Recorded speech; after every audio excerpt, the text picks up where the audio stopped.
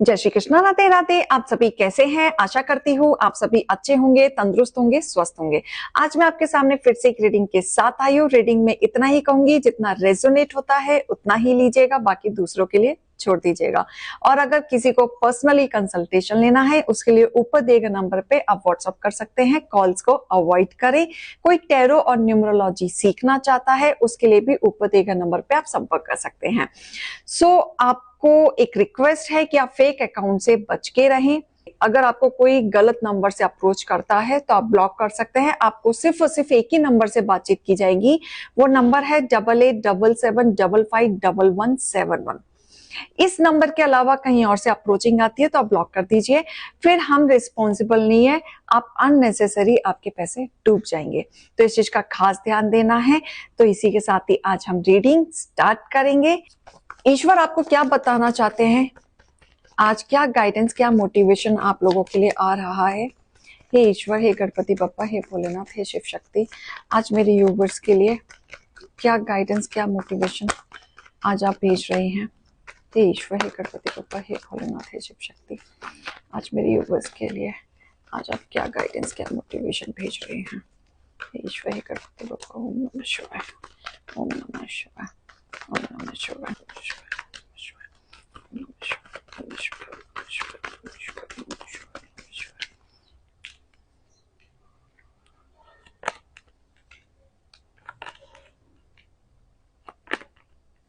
Okay.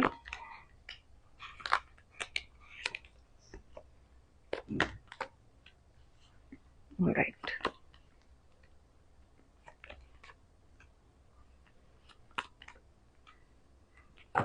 Bottom of the deck.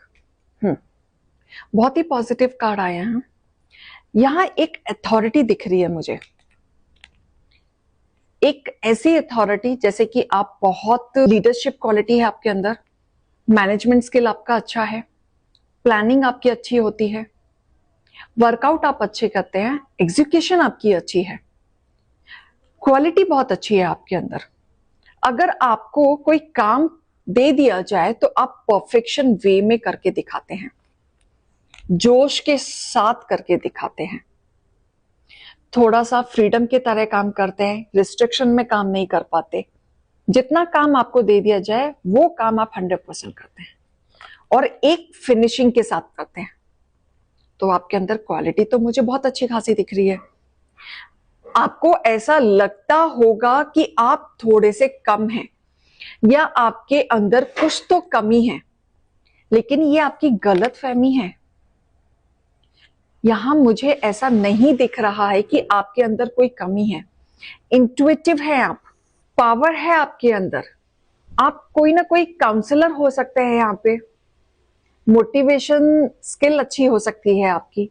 आप कहीं ना कहीं एक टैरो का रीडर भी हो सकते हैं, न्यूमरोलॉजिस्ट हो सकते हैं जो मुझे सुन रहे हैं। बहुत इंट्यूटिव पावर है आपके अंदर, बहुत ब्रेव। एक ऐसी अचीवमेंट जो आप हमेशा से ना कुछ करना चाहते थे, अपने बलबूते पे करना चाहते थे, बहुत सेक्रीफाइस किया था आपने। इस फील्ड में आने से पहले बहुत सेक्रीफाइस किया था, लेकिन ये फील्ड में आने के बाद आपके जीवन में एक ट्रांसफॉर्मेशन आया है, एक बदलाव जो आप कभी नहीं सोच सकते थे कि आपके जीवन में ये बदलाव आएगा। तो एक अथॉरिटी दिख रही है।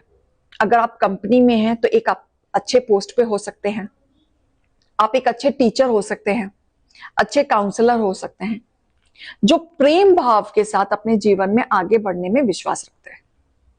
तो आप कहीं ना कहीं अपनी लाइफ में बहुत अचीवमेंट की तरफ चल रहे हैं, एक पड़ाव की तरफ चल रहे हैं। और आपकी जिंदगी में जितने उतार चढ़ाव आए हैं, ईश्वर ने आपका हाथ पकड़ के हर बार दूसरा मौका आपको दिया है, हर बार आपका दूसरा मौका दिया है।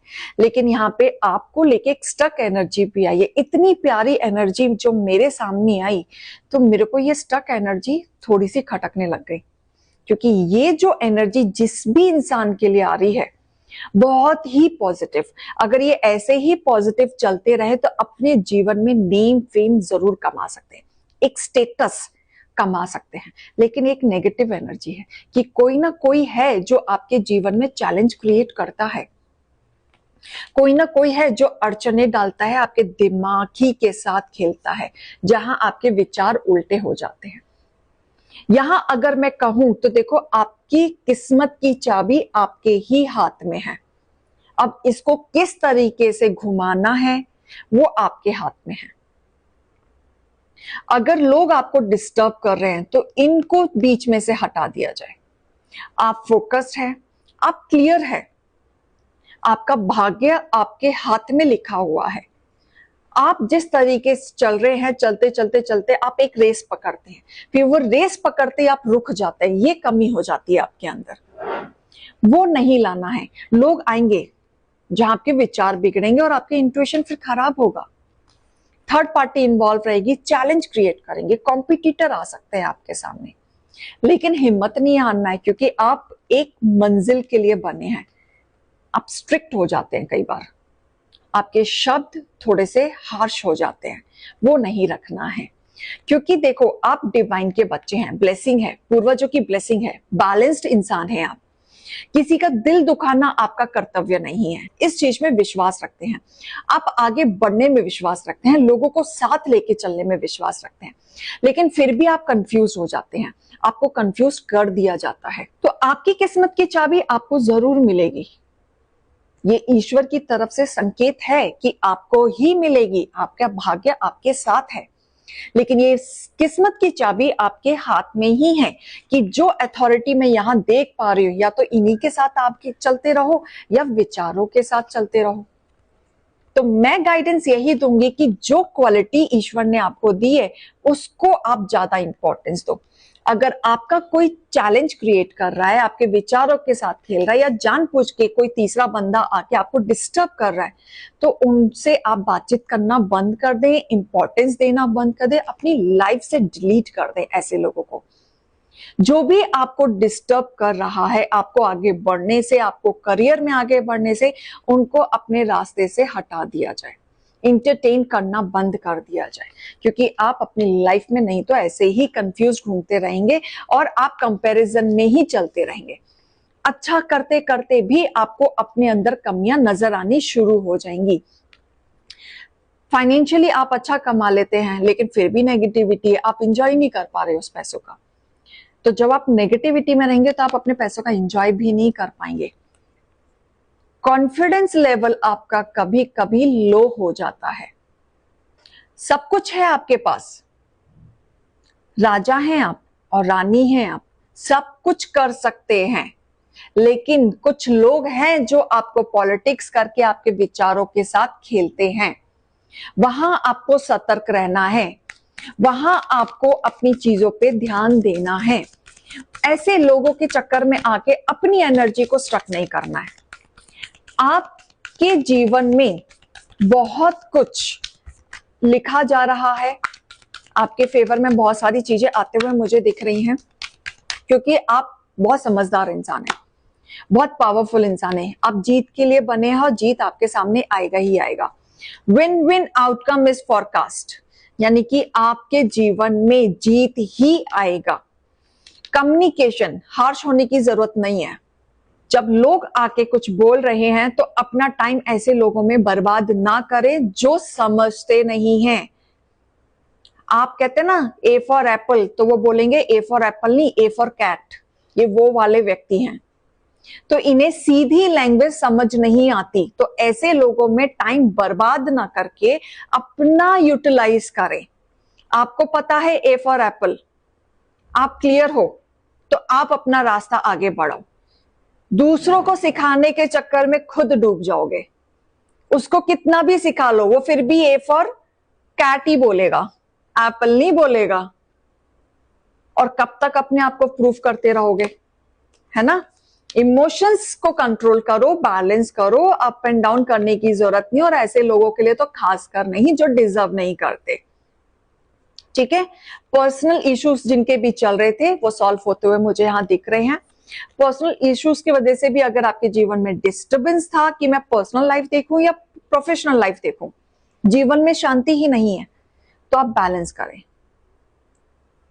जो चीज आपके लिए अभी फिलहाल इंपॉर्टेंट है वहां ज्यादा ध्यान दें। वैसे पर्सनल इश्यूज रिसोल्यूशन होते हुए दिख रहे हैं। कमिटमेंट आपके टेस्ट हुए हैं जिसमें आप पास हुए हैं, आप अपने विजन के काफी करीब हैं। इनको अपने हाथ से ना जाने दें, क्लैरिटी पे जाएं, पास्ट की चीजों पे बिल्कुल ना अटके। जो भी आप जीवन में स्टकनेस हो जाते हैं पास्ट के वजह से हो जाते हैं, या तो आप पास्ट की वजह से हो जाते हैं या आपके घर वाले पास्ट की चीजें याद दिला दिला के आपको स्टक कर देते हैं। तो ऐसे लोगों के लिए कान में कॉटन लगा लें, सुनना बंद कर दें। आपका विजन होना चाहिए, लाइफ में आगे बढ़ना है तो कुछ चीजों पे कॉम्प्रोमाइज करना होगा, नहीं तो हमेशा अपने आप को क्लैरिटी करते रह जाओगे और लोग फिर भी नहीं सुनने वाले। आज भी आप यही बोल रहे होगे, 10 दिन बाद भी यही बोल रहे होगे, महीने भर बाद भी यही बोल रहे होगे, लेकिन बोला किसको जाता है? जो समझता है तो उसको बोल के फायदा भी है, जो नहीं समझता है उसको बोल के फायदा नहीं है। राइट? तो आप अपने विजन क्लियर रखें, आपको पता है आपको क्या करना है और इसी पे ही काम करते रहें। ठीक है, तो रीडिंग और गाइडेंस को लीजिएगा। अभी मैं चलती हूँ। राधे राधे।